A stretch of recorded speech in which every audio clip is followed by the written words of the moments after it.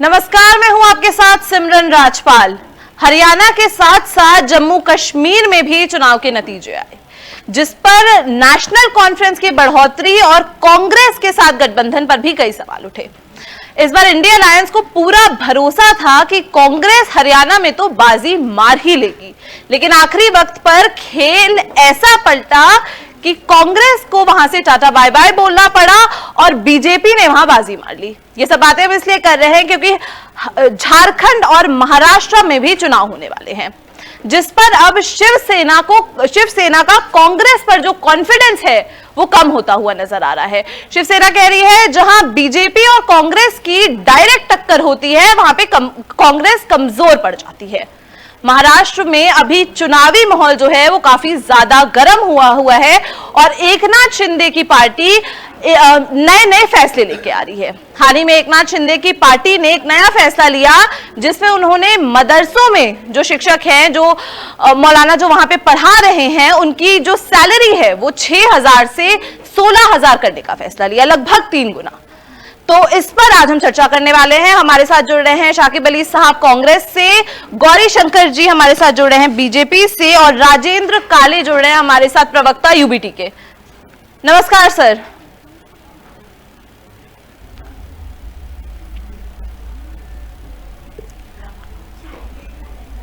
Hello. हाँ नमस्कार जी sir, तो बीजेपी या कह लें एकनाथ शिंदे की पार्टी ने जो उनका एक साथ गठबंधन है बीजेपी और एकनाथ शिंदे का, उन्होंने एक फैसला लिया है कि वो मदरसों में जो शिक्षक पढ़ा रहे हैं उनकी सैलरी 6,000 रुपए से बढ़ाकर 16,000 रुपए करने वाले हैं। तो इस पर यूबीटी का कहना है कि एक कह सकते हैं वोट जिहाद है और कांग्रेस पार्टी कह रही है चुनावी दाव है। तो सर इस पे क्या कहना चाहेंगे आप?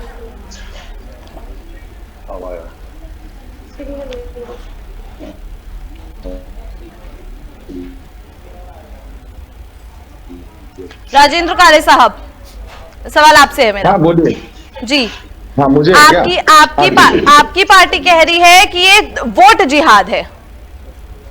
जी नहीं, अब देखो बीच में जो महाराष्ट्र में एमपी के चुनाव हुए जी, और उस चुनाव में हमारा जो गठबंधन महाविकास आघाड़ी का इधर महाराष्ट्र में तो इतना अच्छा प्रदर्शन दिखाया पूरे महाराष्ट्र में कि यहाँ जो उनकी जो भाजपा और शिंदे गुट की जो युति थी और उनको जो लग रहा था कि हम 40 के आगे रहेंगे, 42 के आगे रहेंगे, कई बार तो बोलेंगे कि पूरे सीट चुन के आएंगे, लेकिन हमारा प्रदर्शन इतना अच्छा रहा और हमने महाराष्ट्र में उनका सब तख्ता पलट दिया।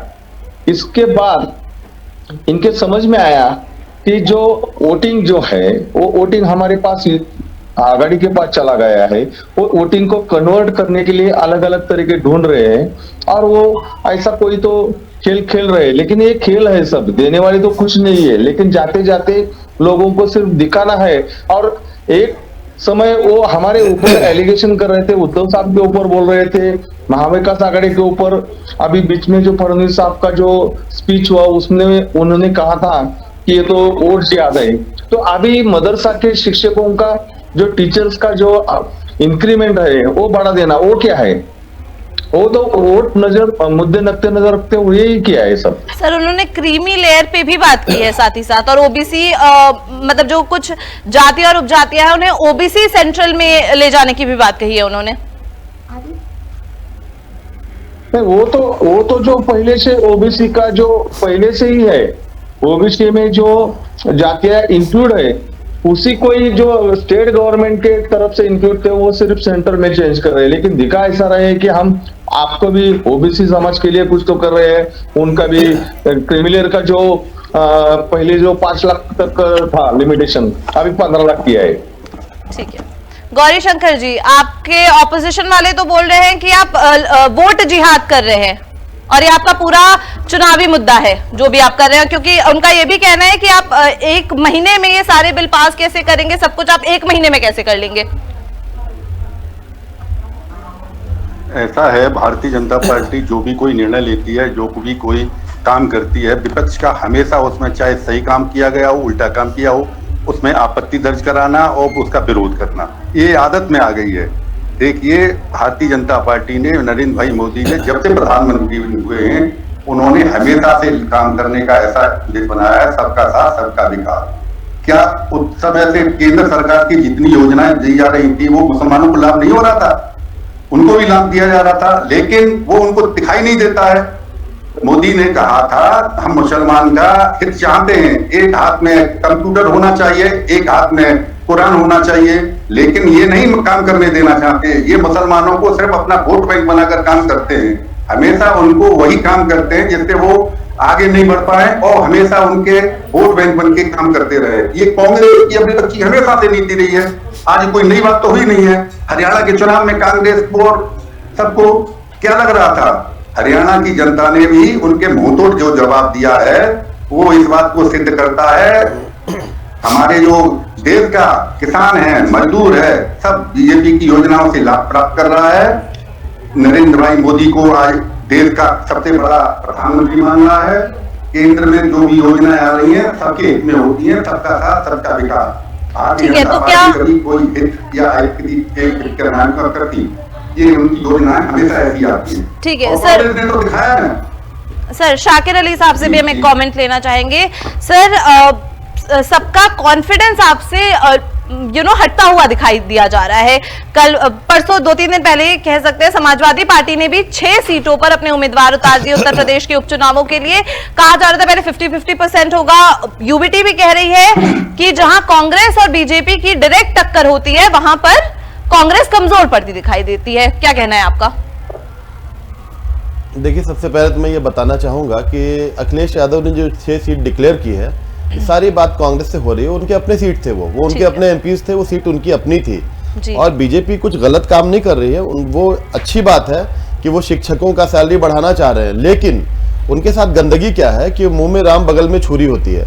वो चुनाव के वक्त ही मुसलमानों के हित में बात कर रहे हैं, जिनके खुद के होम मिनिस्टर अमित शाह जी ने जब एनआरसी लागू करने की बात करी थी, जब उन्होंने आपको यहाँ भारत की नागरिकता देने की बात करी थी, तब अमित शाह ने क्या कहा था कि मुसलमानों के अलावा सबको दिया जाएगा। तो सबका साथ सबका विकास उनका वहीं दिख गया था। अगर अमित शाह के बात को भी ये जुमला मानते हैं, माननीय प्रधानमंत्री जी की बात को तो जुमला देश मान चुका है। 1 महीना पहले ये 16,000 क्या 15 लाख तक इनका लिमिट फिलहाल तो है, जो आज तक इन्होंने नहीं दिया है। और कांग्रेस पार्टी देश को बनाने में यकीन रखती है।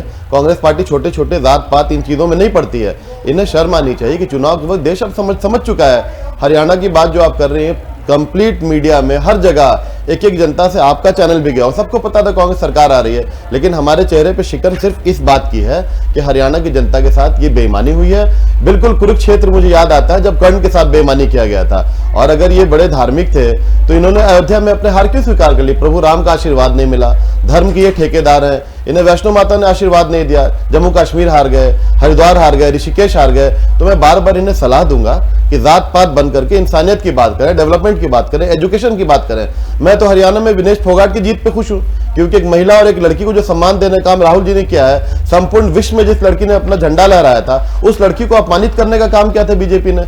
बीजेपी को शर्म से डूब मरना चाहिए और जेन्युइन बात करनी चाहिए। अगर उन्हें शिक्षकों से प्यार, सिर्फ मदरसा से प्यार क्यों आ रहा है भाई? वो पूरे देश के टीचर वर्ग का सैलरी बढ़ाएं, पूरे देश में एडमिनिस्ट्रेशन में पुलिस की सैलरी बढ़ाएं। ये सिर्फ वही काम करना चाहते हैं जिसमें लोग में भड़काव हो, लोग बदले। आज गाजियाबाद में इतना बड़ा मामला, बाबा को आपने स्वागत करके उनको पुलिस लाइन में बैठा रखा है, जो मोहम्मद साहब के खिलाफ बोला, पूरा देश भड़क रहा था, पूरा देश जल सकता था। मैं धन्यवाद देना चाहूंगा इस देश के मुसलमानों का भी और हिंदू भाइयों का भी, जिन्होंने इस मुद्दे को बड़ा नहीं किया और उस बाबा को आज तक जेल नहीं भेजा कि उत्तर प्रदेश सरकार जवाब दे। इसमें भाजपा के हमारे साथी बैठे, वो जवाब दें। किसी भी धर्म के आस्था से खेलने के बाद आप अतिथि सत्कार करवा रहे हैं, अभी तक आप जेल नहीं गए। आज कोई मामूली छोटा बच्चा किसी भी धर्म का हो, एक नॉर्मल सा डुप्लीकेट पिस्टल लेके फेसबुक पे आता है, उसे जेल भेज दिया जाता है। शाकिर साहब, मेरा सवाल एक और है आपसे कि कहा यह भी जा रहा है कि अब बीजेपी को यह समझ में आ चुका है कि हिंदू वोट बैंक से सिर्फ उनका काम नहीं चलेगा महाराष्ट्र में, क्योंकि यूबीटी भी है साथ में। तो क्या बिल्कुल सही कहा आपने, बीजेपी की यही बात है, तभी तो बीजेपी मुहर्रम में सिलेंडर बांटने लगी, आप ईद में सिलेंडर बांटने लगे, उन्हें मुस्लिम प्रेम आने लगा। बीजेपी अब ये भी कहने लगी है कि आबादी के हिसाब से हम टिकट भी देंगे। तो बीजेपी की ठेकेदारी बंद हो गई ना। मैंने बताया ना, जो धार्मिक स्थल मेन है, जिनकी ठेकेदारी करी, वहां इन्होंने पीटा। और रहा सवाल इनकी जो पॉलिसी, वो बैकफुट पे जाने वाले ही बनाते हैं। ये किसानों के हत्यारे हैं, ये बापू के हत्यारे हैं, इनसे क्या बात करेंगे? हर पॉइंट पे बैकफुट पे आते हैं। किसान बिल में ये बैकफुट पर आ गए, एनआरसी में बैकफुट, सब में बैकफुट पर आएंगे। और ये अगर इन्हें इंप्लीमेंट कर देंगे तो मैं कहता हूं कि राजनीति में अच्छे अच्छे लोग राजनीति करना छोड़ दें अगर बीजेपी सच बोलना शुरू कर दे तो। बीजेपी की झूठी नीतियों की वजह से ही वो फूले फले थे, लेकिन अब इनका दिया जो है वो फड़फड़ा रहा है। उत्तर प्रदेश जैसे प्रदेश में इतनी बुरी हार हुई उनकी, फिर भी ये बात कर रहे हैं जम्मू कश्मीर में क्यों नहीं जीत पाई है? क्योंकि जम्मू कश्मीर को छला था इन्होंने, सिर्फ अडानी को वहां जमीन देने के लिए, अडानी की फैक्ट्रीज बैठाने के लिए, वहां लिथियम की फैक्ट्री लगाने के लिए उन्होंने काम की थी। एक भी जनता बता दे किसने जमीन खरीदा हो जाके वहां पे? इनकी पॉलिसी खत्म हो चुकी है और महाराष्ट्र अपना सम्मान की लड़ाई लड़ी है, इनका सम्मान नहीं बचने वाला वहां पे। ठीक है गौरीशंकर जी, मेरा सवाल आपसे है, आप तो कहते थे मदरसों को ठीक करवाने की जरूरत है, लेकिन अचानक से ऐसा क्या होगा कि आपका एकदम दिल ही पसीज गया और आपने अचानक से पूरी सैलरी बढ़ाने की, वो भी लगभग 3 गुना बढ़ाने की बात कर दी है महाराष्ट्र में? क्या हो गया आपके, ऐसे हृदय परिवर्तन कैसे हो गया आपका? गौरीशंकर जी,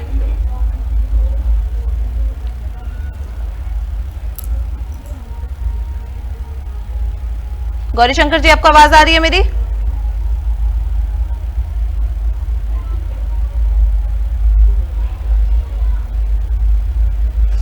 गौरीशंकर जी, ठीक है ठीक है।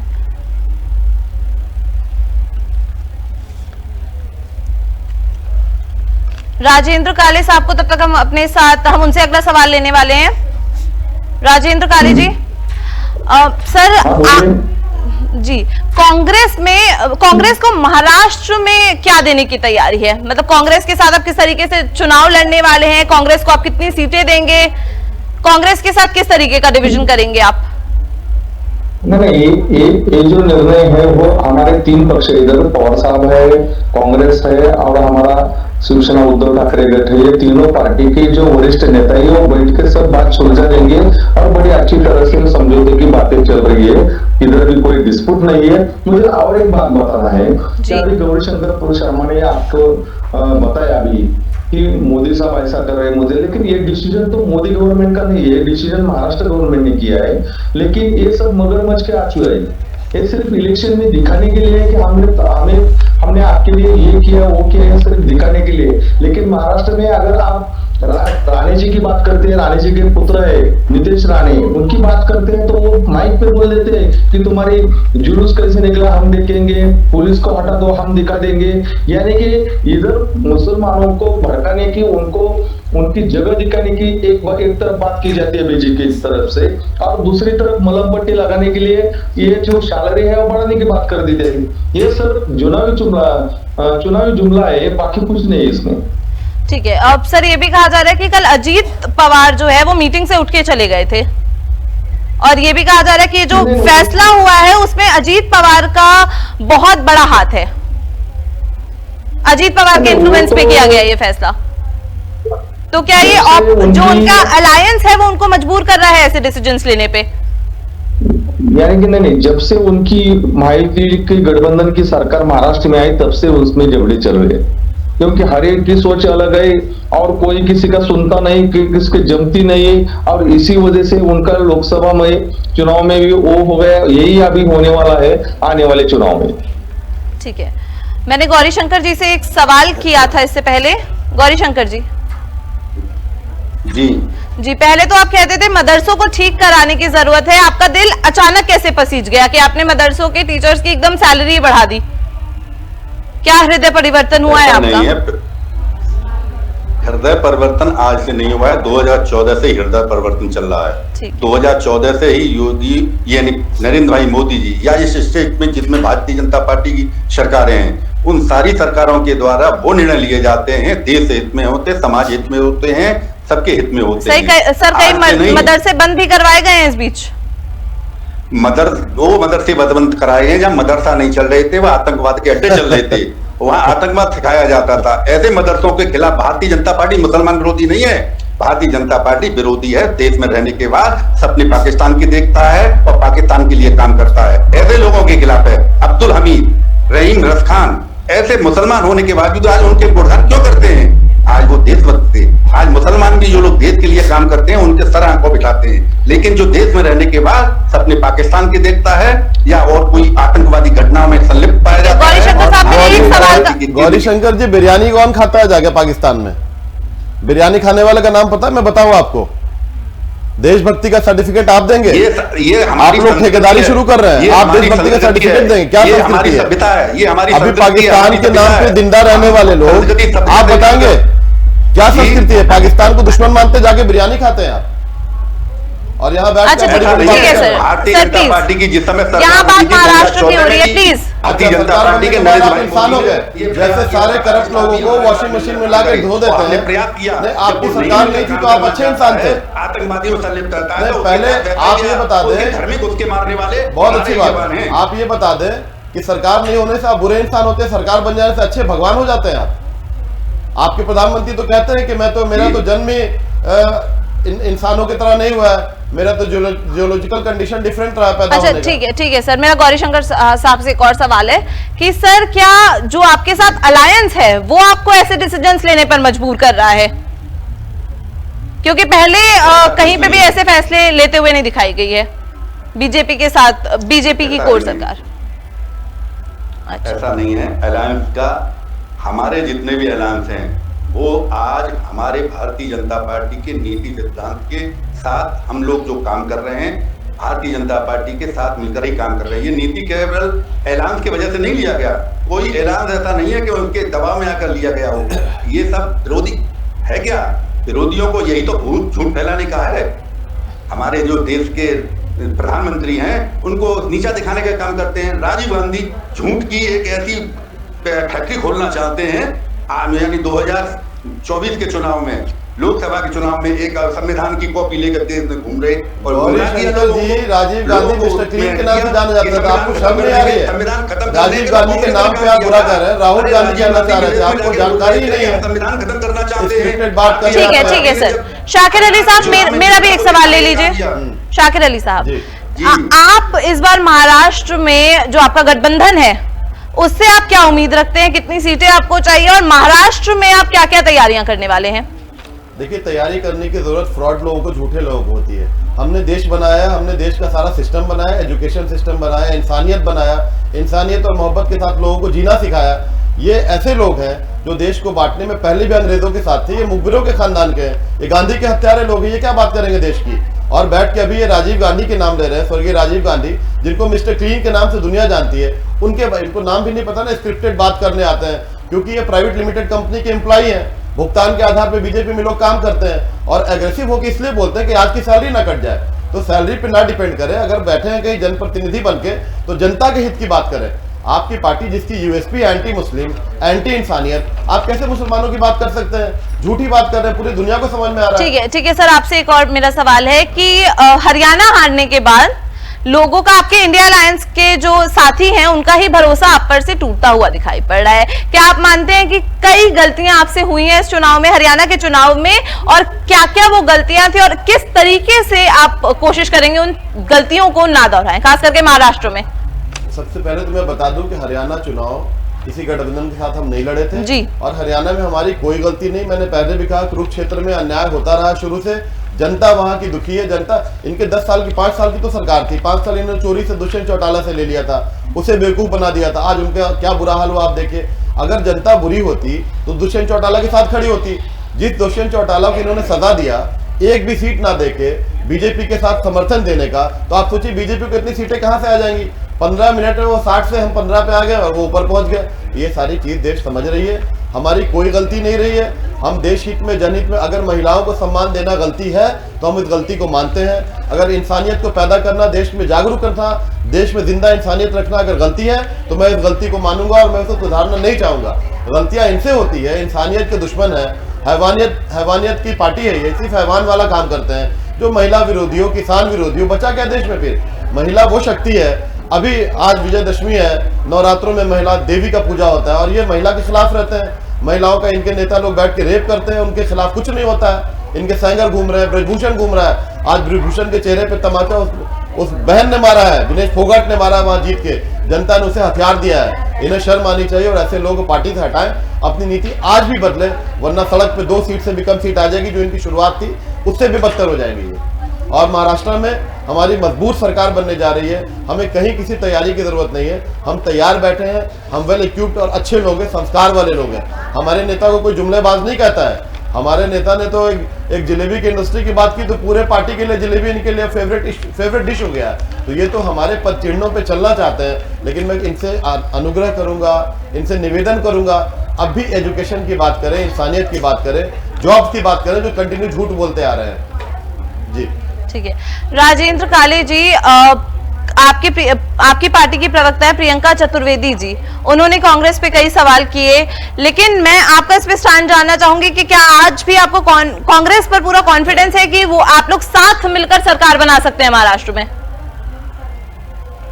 महाराष्ट्र में पहले ही जब से हमने यहाँ महाविकास आघाड़ी गठबंधन किया और कम से कम 2-2.5 साल महाराष्ट्र में यहाँ आदरणीय हमारे जो पक्ष प्रमुख है उद्धव जी ठाकरे साहब ने महाराष्ट्र में जो मोर्चा संभाला, उस टाइम जो कोरोना का पीरियड था उसमें भी बहुत अच्छे तरह से काम किया। आज लोग आज भी हमारे उद्धव साहब को कुटुंब प्रमुख मानते हैं पूरे महाराष्ट्र के लोग, और तब से लेके आज तक पवार साहब जी हो या कांग्रेस के सभी नेता हो, सबके साथ एक मिलजुल के काम कर रहे हैं, मिलजुल के आगे जा रहे हैं और आने वाले चुनाव में भी सब एक साथ रहेंगे। कोई किधर आपस में कोई तनातनी नहीं है और कोई डिस्प्यूट भी नहीं है।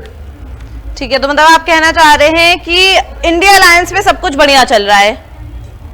बढ़िया चल रहा है और बिल्कुल बढ़िया ही रहेगा और आने वाले चुनाव में आपको नतीजे सामने आएंगे। लेकिन फिर आप ही लोग कांग्रेस पर सवाल क्यों उठा रहे हैं? फिर आप ही लोग कांग्रेस पर सवाल क्यों उठा रहे हैं?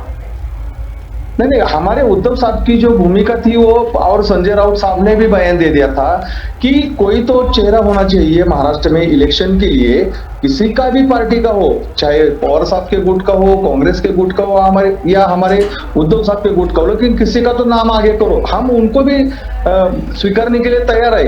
इसी बात पे हम अटे रहे थे कि हम आज भी हमारी ये सोच है कि किसी का तो तुम आगे चेहरा कर दो कि कोई तो सीएम के लिए आगे आ जाए। आखिर आने वाली बनने वाली सरकार जो है वो किसी को चेहरे को देख के ही सरकार बनती है। योगी जी ने ये भी कहा था, जो महाराष्ट्र में, ठीक है, योगी जी ने ये भी कहा था सर कि कटोगे तो बटोगे, तो क्या ये महाराष्ट्र में भी बीजेपी वालों को और एकनाथ शिंदे गुट को ये बात समझ में आ चुकी है और वो कोशिश कर रहे हैं कि सभी जातियों सभी धर्मों को साथ में लेके चले? उनकी तो पॉलिसी वैसे है कि सिर्फ इलेक्शन के लिए जो कुछ किया जाए वो सब करते हैं, लेकिन इलेक्शन के बाद सबको छोड़ देते हैं। और अभी हरियाणा का हो या इधर अदर स्टेट का नतीजा हो, बीजेपी के साथ जो रहता है वो उनको ही खलास कर देते हैं। वो सिर्फ खुद की सोचते हैं, वो सिर्फ अलायंस के लिए और वोटों के लिए उसको साथ में लेते हैं बाकी लोगों को। गौरी शंकर जी, बीजेपी को लोकसभा चुनाव में उत्तर प्रदेश में बहुत बुरी हार मिली थी और महाराष्ट्र में भी शुरू में बीजेपी की सरकार नहीं आई थी। ये तो जो भी कंट्रोवर्सी, उसके बाद एकनाथ शिंदे साथ में आए। तो इस बार महाराष्ट्र में अगर आप साथ में हैं तो आप क्या स्ट्रैटेजीज पे चलेंगे कि आप बहुमत ले आए? ऐसा था 2000 जो लोकसभा का चुनाव रहा था, उस लोकसभा के चुनाव में एक राजीव गांधी ने झूठ की फैक्ट्री खोली थी और तो झूठ की फैक्ट्री को सर राजीव गांधी नहीं हो सकते हैं सर इस बार के लोकसभा की बात हो रही है। राहुल गांधी ने एक झूठ की फैक्ट्री खोली थी। आप पूरा लग रहा है राजीव गांधी को ही सोच के आए हैं दिमाग में। ये कहीं ना कहीं अच्छे व्यक्ति रहे होंगे पहले। मैं कह रही हूँ कि कहीं ना कहीं आज आप राजीव गांधी जी को पढ़ के आए लग रहा है। नहीं, राजीव गांधी ऐसा है कि राहुल गांधी जो एक जलेबी की फैक्ट्री खोलने की कल्पना करते हैं, आज तक कभी किसी ने सुना है कि जलेबी की फैक्ट्री खोली जाती है? आज तक इनको इतना भी संज्ञान नहीं है कि जलेबी दुकान पे बनती है। और वो जलेबी की फैक्ट्री खोलने के लिए हरियाणा के लोगों को रोजगार दे रहे थे, तो हरियाणा की जनता ने समझ लिया जो व्यक्ति इतना नहीं जानता है कि जलेबी दुकान पे बनाई जाती है और वो उसकी फैक्ट्री खोल के हमको रोज आप देने मानते हैं ना लगता है, कि वहाँ तो की ये सरकार राहुल जी ने बनवा दी। करके जिन्हें लोकसभा में जो बात उन्होंने होगी, जनता 5 दिन पहले सरकार बनी बनाया, आपकी। जनता समझ गई है, जनता समझ हरियाणा की गई, जनता भी जनता समझ गई, बना रही है। महाराष्ट्र की जनता भी समझ गई। महाराष्ट्र की जनता ने भी ये तय कर लिया है इस बार भारतीय जनता पार्टी की स्पष्ट बहुमत की सरकार बनेगी और राजीव गांधी जो हरियाणा में हस्त हुआ है वही हरियाणा के बाद महाराष्ट्र में भी राजीव गांधी का और राहुल गांधी का हस्त होने जा रहा है और उनका यही हाल होगा जो हरियाणा में हुआ है, क्योंकि भारतीय जनता पार्टी जो करती है वो कहती है जो करती है। ठीक है, कांग्रेस के प्रवक्ता से हम पूछेंगे जलेबी की फैक्ट्री क्या है। हाँ, ये कंफ्यूजन है बीजेपी को। मैं बता दूं, फैक्ट्री का पहले तो आज समझे, पढ़े लिखे होते हैं ना, दिक्कत इनकी नहीं है, इनकी मजबूरी है। इनके नेता तो आज तक सर्वोच्च नेता अपना सर्टिफिकेट नहीं दिखा पाए। राहुल जी से किसी चीज में ये समझिए, राहुल गांधी को उनकी हमारी दिक्कत नहीं है, राहुल गांधी की दिक्कत है जानते कुछ है नहीं और बात करते हैं देश की और संविधान की। गौरी शंकर जी, उनको इतना नहीं पता जलेबी फैक्ट्री का इंडियन हलवाई की दुकान पर, आप सुनना नहीं पसंद, हलवाई की दुकान बनती है जलेबी, उनको इतना भी संज्ञान नहीं है, राजनीति करने चले जा रहे हैं। आप वो क्या करेंगे राजनीति? ये मोदी जी नहीं बताएंगे, मैं बता रहा हूँ। मैं आपको बता जिनको रहा हूँ, इतना फैक्ट्री का संज्ञान मतलब नहीं है कारखाना कि होता जलेबी है। एक छोटे से आप जब छोटे रहे होंगे, मजदूर की दुकान आप तो बनती है, सुनिए पहले, उसे फैक्ट्री लगा रहे हैं, तो छोटे ही रह जाएंगे जीवन में। बड़ी सोच रखिए, जब राजीव गांधी जी ने कहा था कि देश को हर गांव को जोड़ देंगे, तब भी आपके नेता लोग हंसते थे पार्लियामेंट में। आज आपके अपने बच्चों से लेकर दादी नाना सबके हाथ में मोबाइल आ गया है, इसी विषय पे आप पहले हंस रहे थे। और राहुल जी ने जो फैक्ट्री खोलने की बात की है, तो ये बुरी बात नहीं है, आगे का सोचिए। फैक्ट्री क्यों नहीं खुल सकता बड़े पैमाने पे? फैक्ट्री का मतलब कारखाना होता है। क्या चाहते हैं कि लोग रोड पे रहे हमेशा? मैं भी समझा आप ये चाहते हैं कि रोड पे रहे हमेशा? कैसे खुलती है? आज हल्दीराम वाले गुलाब जामुन का फैक्ट्री नहीं खोला हल्दीराम ने, आज समोसे का मिक्सचर का फैक्ट्री नहीं है, पहले रोड पे मिलता था। आप लोग रोड पे ही रहना चाहते हैं, रोड के लोग हैं, रोड की बात करते हैं। चीजों को मिस इंटरप्रेट मत कीजिए, ऐसा बोल के आप खुद फंस रहे हैं कि जलेबी मुद्दे पे आपकी सरकार आ गई। आपको लगता है कि हरियाणा के लोग इतने बेवकूफ है? 70 साल तक देश नहीं, हरियाणा के लोग इतने बेवकूफ है। 14 के बाद देश आगे बढ़ा है और विश्व में देश में आप लोगों को जानकारी नहीं है, जो छवि बनी है वो हमारे नरेंद्र भाई मोदी के कारण बनी है। कांग्रेस ने जो शासन किया देश को लूटा है, उसी का परिणाम है देश आगे नहीं बढ़ा। अगर कांग्रेस को गाली देंगे तो अपने बाप दादा को गाली दे रहे हैं आप। वो कांग्रेस को ही वोट देते थे।